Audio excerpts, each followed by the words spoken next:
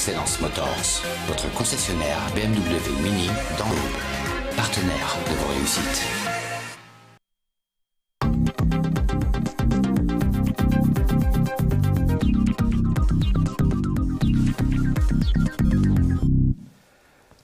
Bienvenue à tous, c'est Réussite, votre magazine économique réalisé en collaboration avec la CCI de Troyes et de l'Aube et enregistré en public avec la présence du club Affaires de l'Aube.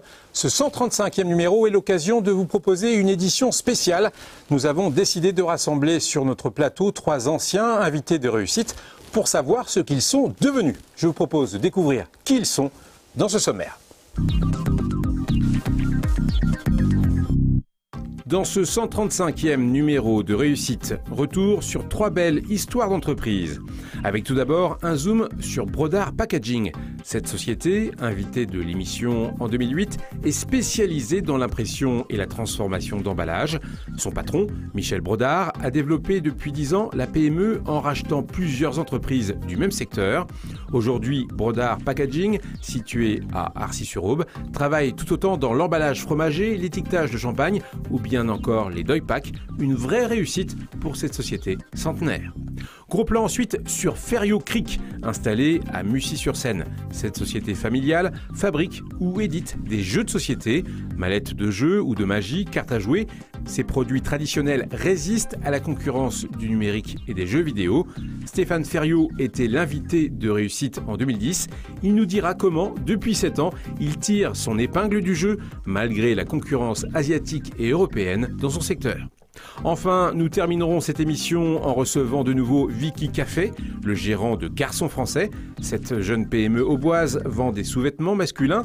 En 2013, lors de sa présence dans l'émission, nous avions quitté Vicky Café sur une stratégie de vente sur Internet et sur un agenda de ministre, car il faisait tout seul. Aujourd'hui, il a embauché et ouvert une boutique à Troyes. Il nous expliquera comment il a réussi à se développer. Et voilà, il est temps de découvrir notre premier invité, Michel Brodart, président du groupe Brodart Packaging. On le rappelle, Michel Brodart, votre métier, c'est la production d'emballages pour des produits alimentaires, c'est ça? C'est ça, alimentaire et puis d'autres activités comme la pharmacie. Alors, alimentaire, ça recouvre quel type de produits? Ça recouvre le fromage, le café, les barres céréales, les plats cuisinés, tout type de produits destinés aux consommateurs. Pour des clients nationaux et internationaux. Nationaux et internationaux. On le verra tout à l'heure. Alors on va le voir dans cette émission où vous vous êtes développé assez largement. En 2008, quand vous étiez l'invité de Réussite, est-ce que vous pensiez que 9 ans plus tard, aujourd'hui, vous seriez arrivé à ce niveau d'entreprise J'avais des ambitions un petit peu supérieures, pour tout avouer. Carrément. Mais non, je suis très, très content de ce qu'on a fait et du parcours effectué dans ces 8 dernières années. En tout cas, vos recettes de développement n'ont pas changé. Vous aviez évoqué en 2008 des rachats d'entreprises qui avaient jalonné déjà votre croissance. Eh bien, depuis 9 ans, vous avez continué cette croissance externe, notamment avec le rachat de Brégère Emballage en 2009. Pour connaître donc le chemin que vous avez parcouru ces dernières années, je vous propose de regarder le reportage de Christian Vira. Michel Brodart était l'invité de Réussite en 2008. Le sujet présentait le cœur de métier de son entreprise, Brodart Industrie, en ces termes. Cette société familiale s'est spécialisée dans les emballages de plats cuisinés et de fromage. Aujourd'hui, un fromage sur 5 par exemple est emballé dans un film plastique imprimé par Brodart. Depuis, Michel Brodart a étendu l'activité à plusieurs types de packaging. Aujourd'hui, la part du fromager sur les 45 millions de chiffre d'affaires ne pèse plus que 45%. Nous avons été chercher d'autres marchés. Notamment dans la cosmétique, dans l'alimentaire, type les barres céréales, la sacherie, le café, dans la pharmacie également. Cette diversification a débuté en 2008 avec les étiquettes pour champagne. Donc, en nombre d'unités, nombre d'étiquettes, je ne sais pas trop, mais je sais en chiffre d'affaires ce que ça représente à peu près. Donc aujourd'hui, après avoir quasiment frôlé le zéro il y a 4 ans, nous sommes aux alentours des 800 000 euros. Ces 15 dernières années, la croissance de Brodart a souvent été boostée par l'acquisition d'entreprises comme Brégère en 2009, un spécialiste de l'emballage alimentaire, café et Doypack. On estime une croissance sur ce marché pour nous de l'ordre de 20 à 30% par an. Nous avons opéré aujourd'hui, cette date, 4 opérations de croissance externe et toutes avaient leur justification. Ce n'était pas une croissance pour la croissance, mais pour acquérir des nouveaux savoir-faire. Acquisition, achat de machines, l'entreprise continue de consacrer 10% de son chiffre d'affaires à l'investissement. Il y a une formule qui dit qui ne progresse régresse. On fait attention que tous nos fondamentaux soient respectés et que l'entreprise soit solide.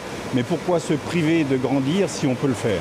Pour grandir, Michel Brodard regarde également au-delà des frontières nationales, et ce, malgré la concurrence tarifaire des pays de l'Est.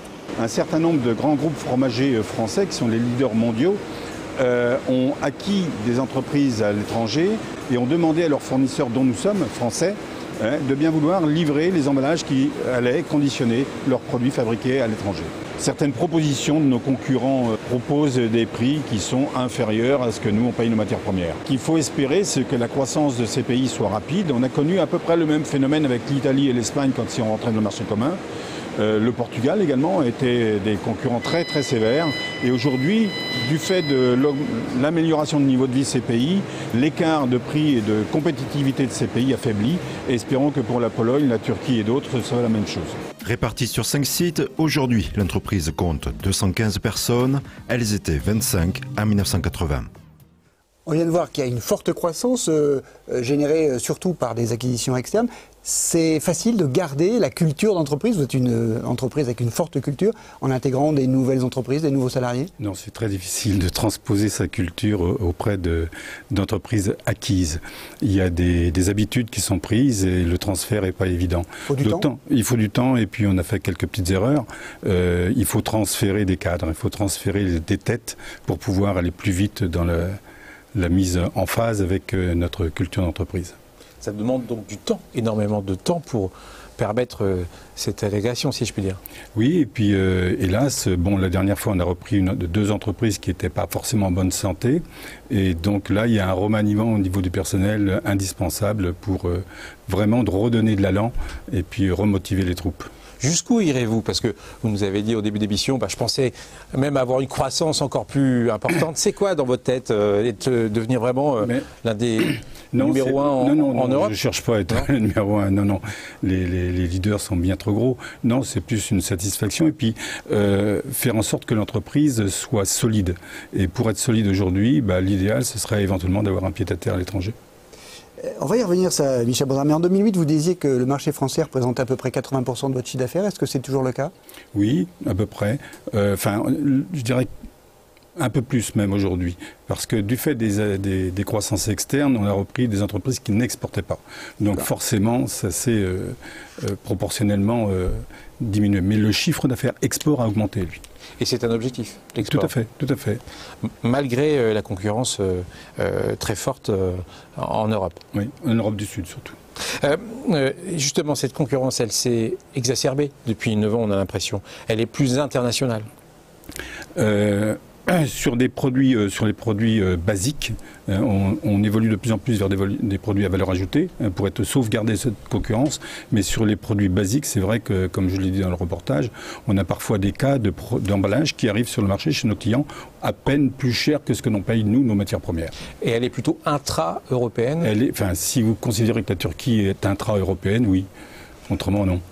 Et pour se différencier, il faut justement innover et donc la R&D est importante? R&D, service, proximité avec le client, échange, tout contribue à essayer de maintenir une relation forte avec le client. Parce que vous dépensez énormément d'argent dans la R&D depuis des années, c'est ça? En R&D, beaucoup en investissement, voilà. Un peu moins en R&D. Mais cette cellule, elle existe depuis longtemps. Mais ça existe depuis longtemps, tout à fait. Merci Michel Brodard. On va se retrouver dans la deuxième partie de l'émission et dans quelques instants, une autre belle histoire d'entreprise, celle de Ferio Creek. C'est une société qui est basée à Mussy-sur-Seine et vous allez voir, elle fabrique des jeux de société. Son directeur général, Stéphane Ferio, est avec nous. Il nous expliquera comment il résiste si bien à la mode des jeux vidéo et d'Internet. A tout de suite.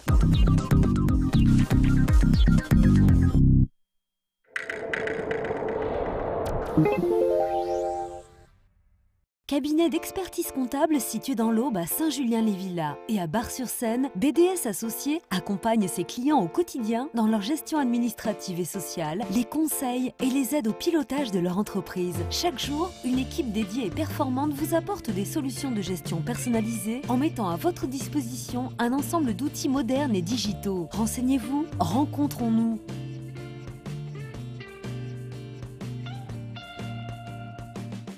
BDS Associés dans l'Aube, Lyon et Paris.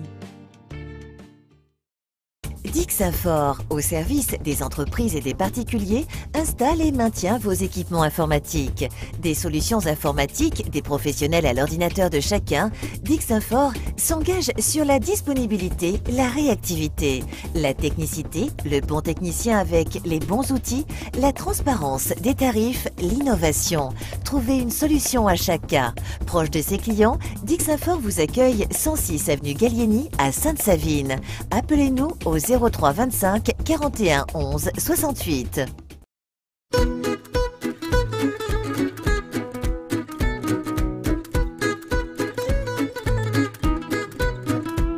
Et si vous laissiez les corvées à votre expert Freedom? Les mauvaises herbes, le ramassage des feuilles, la taille des haies, l'évacuation des déchets. Notre jardinier s'occupe de tout et en plus, c'est déductible des impôts. Et comme vous le savez, nous vous proposons bien d'autres services qualifiés qu'Alicer. L'aide aux seniors fait aussi partie de nos priorités pour toujours plus de confort de vie à la maison. Aide à la toilette, ménage, repassage, aide à la préparation des repas. Freedom vous accompagne également pour tous vos rendez-vous extérieurs, médecin, courses, promenade. Freedom, 58 avenue Pasteur à Troyes. 03 25 45 54 28.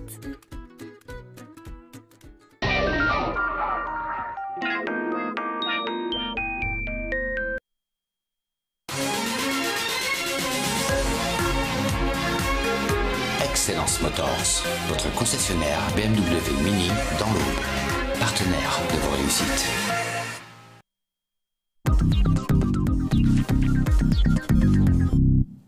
Suite de notre numéro spécial de réussite où nous recevons d'anciens invités qui nous parlent de leur développement depuis leur passage, parfois très ancien, dans l'émission.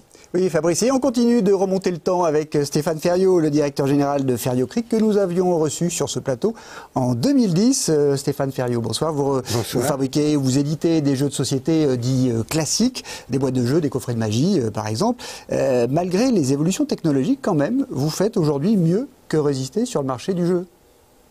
Oui, on est toujours présent, on résiste. C'est surprenant ? Non, c'est pas surprenant, pas pour nous.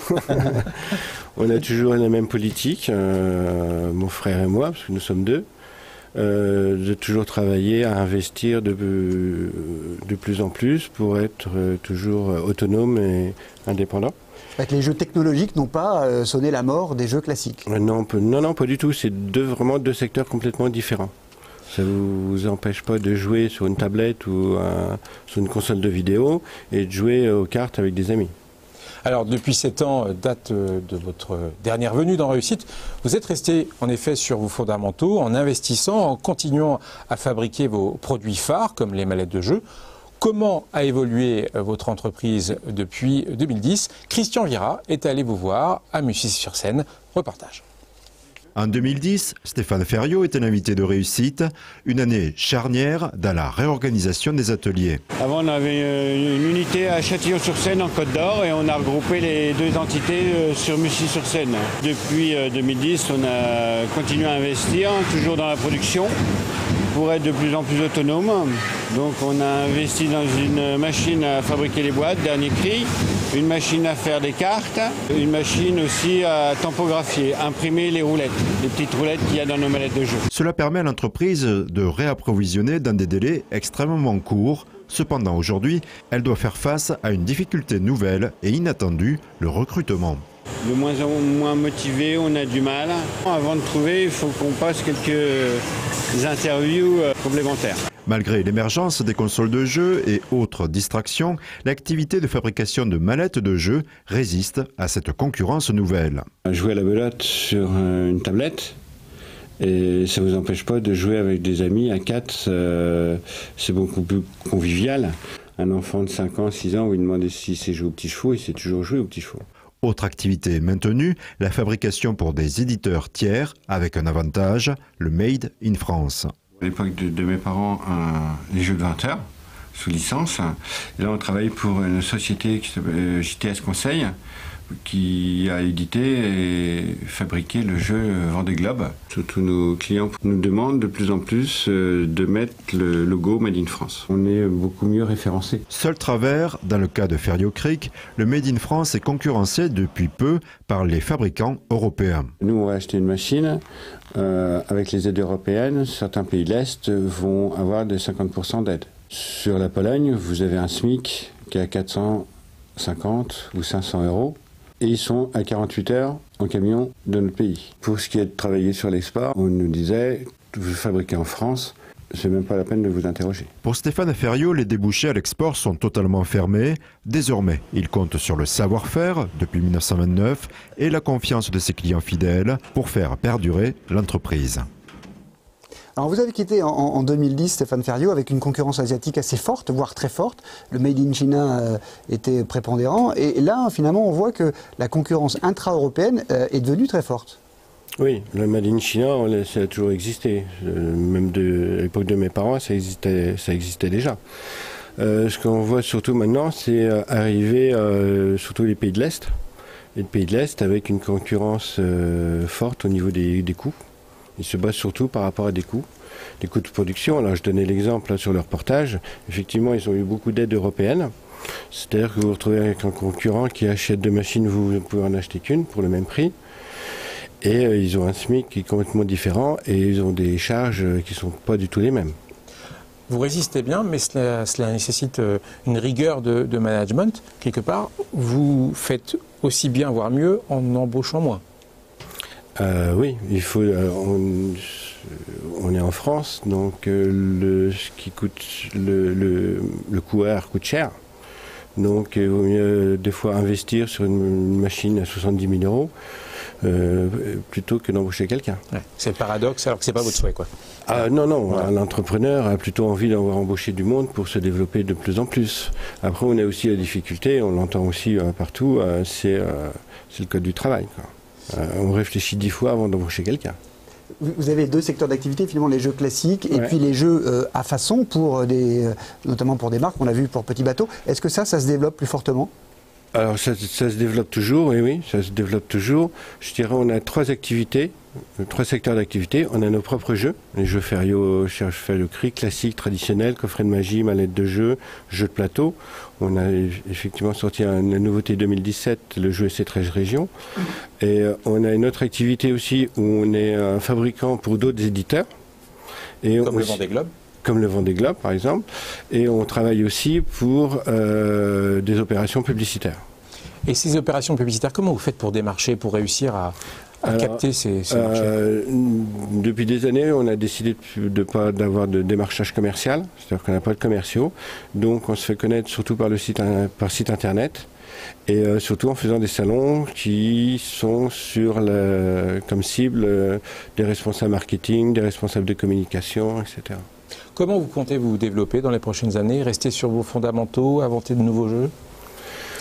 Inventer de nouveaux jeux, peut-être. Se développer, nous, ça fait... derrière la tête, mais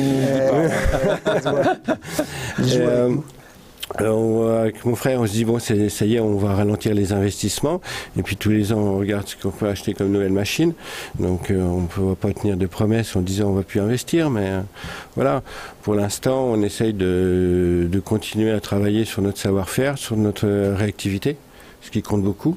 Parce qu'on fait du Made in France et à savoir qu'on peut avoir une très grande réactivité. Et on est aussi spécialisé, on a un apport de conseil par rapport à des jeux de société pour des éditeurs, pour des opérations de promotion. Merci Stéphane Ferriot. Après la pause, une dernière aventure économique à découvrir, celle de Garçon Français, la marque auboise qui vend des sous-vêtements masculins. Le créateur de la marque, Vicky Café, est avec nous pour en parler.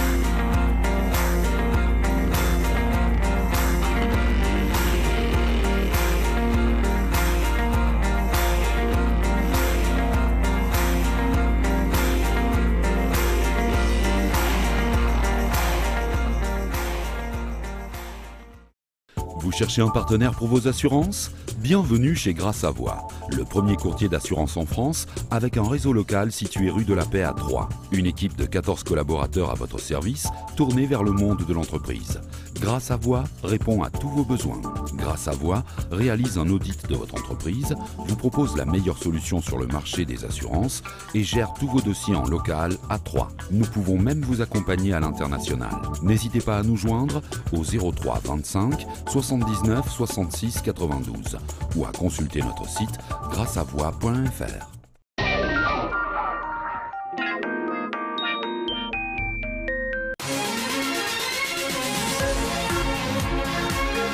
Excellence Motors, votre concessionnaire BMW Mini dans l'Aube, partenaire de vos réussites.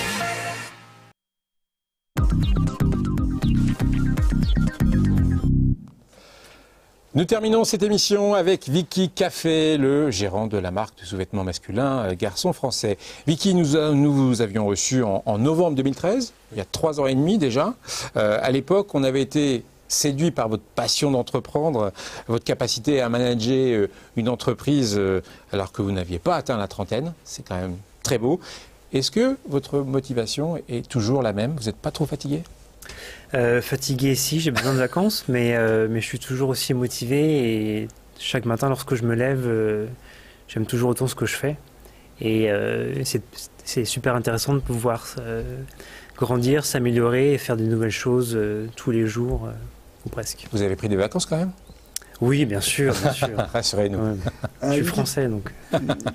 Vicky Café, on vous a quitté en 2013, on le disait tout à l'heure, en vous montrant à l'antenne à la fois comme un homme orchestre, PDG, mais aussi la personne qui emballe ses produits. Depuis, comme vous le disiez, votre entreprise a bien grandi. Christian Vieira nous fait découvrir.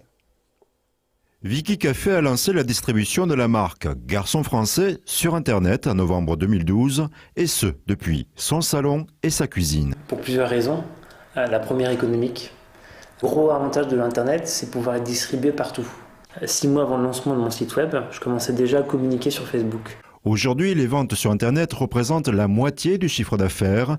Pour ses clients, il s'agit encore d'un point d'accroche pour découvrir la marque. En recherchant un modèle de boxer sur Google, Google Images. Voilà. Ce client a pu acheter son maillot de bain dans la première boutique, ouverte en août 2016. La distribution en boutique est l'un des axes forts de développement. On a commencé à ouvrir donc des boutiques partenaires, des boutiques multimarques qui vendent nos produits. Aujourd'hui, on en a une 50aine.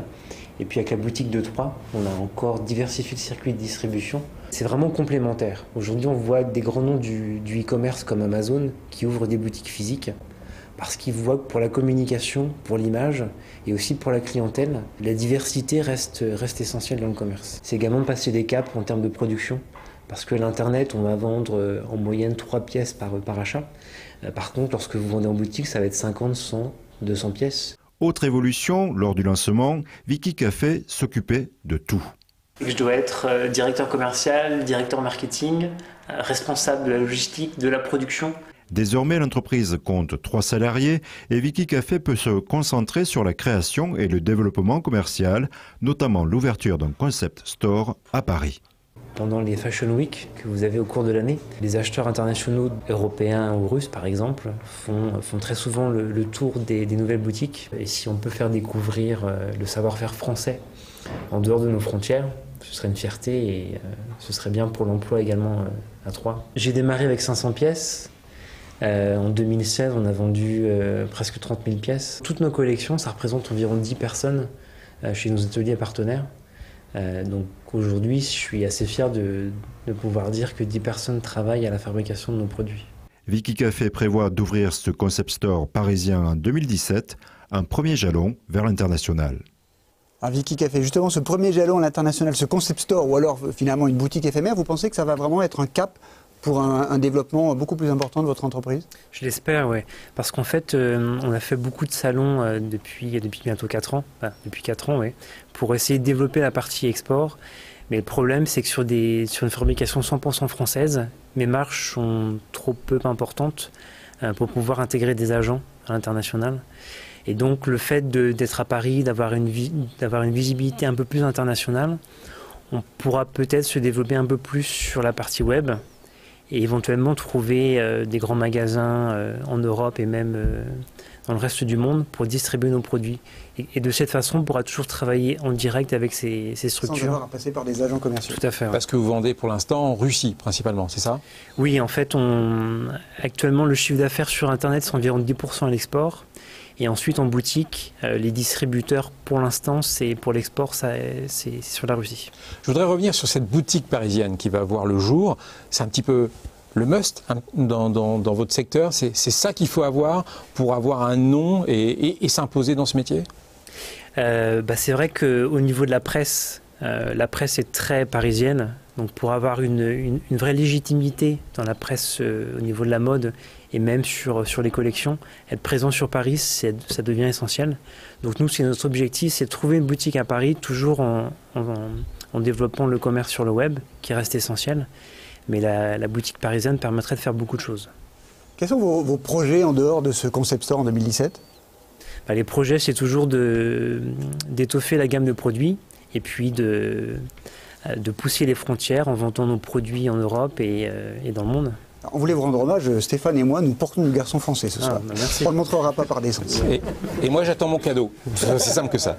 On se retrouve dans un instant pour une troisième partie exceptionnelle avec nos invités. Vous verrez qu'ils ont des points communs entre le Made in France et leur volonté d'investir. Finalement, ce n'est peut-être pas un hasard s'ils ont un certain succès dans les affaires. A tout de suite.